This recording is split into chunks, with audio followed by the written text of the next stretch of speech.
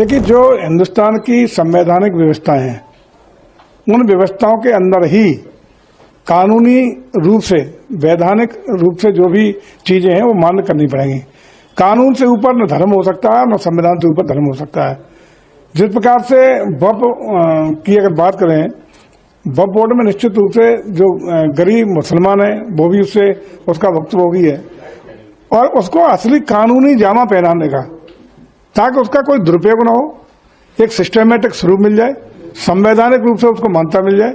इस तरह की व्यवस्थाएं देने के लिए ही वक्फ बिल लाने के लिए प्रयास सरकार कर रही है। उसी को संसद में पूरी चर्चा कराने के उपरांत सभी इस पर कमेटी भी बनाई गई। कमेटी ने भी अपना मत तक दिया है।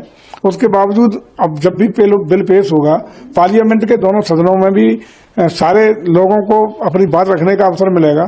सारे लोग अपनी बात और तथ्य रखेंगे।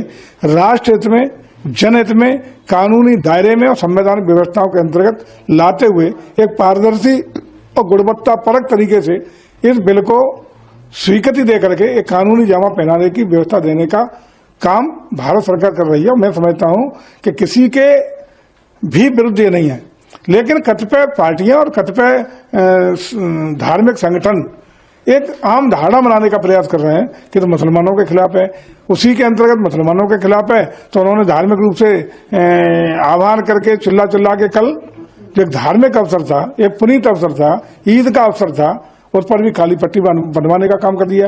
मैं समझता हूँ ऐसे देश नहीं चल सकता। देश चलेगा संवैधानिक दायरे में, देश चलेगा कानूनी दायरे में, देश चलेगा पारदर्शिता गुणवत्ता के साथ। और उसमें सरकार का प्रयास है कि सभी को गुणवत्तापूर्ण कानून मिले।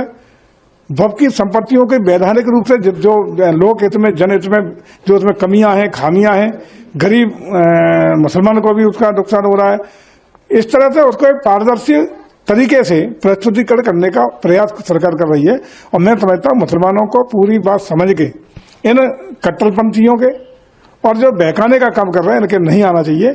उसकी पहले जो सरकार की मंशा है उसको समझें। सरकार की मंशा बहुत साफ सुथरी, गुणवत्ता, पारदर्शिता के साथ है, लोक हित की है, देश हित की है, और सभी मुस्लिम समाज के लोगों के लिए भी एक बेहतरीन ये जो कानून बनेगा वो साबित होगा। मुझे ऐसा लगता है कि मुसलमानों को गहराई से उसका परीक्षण करके समझना चाहिए और बहकावे में नहीं आना चाहिए।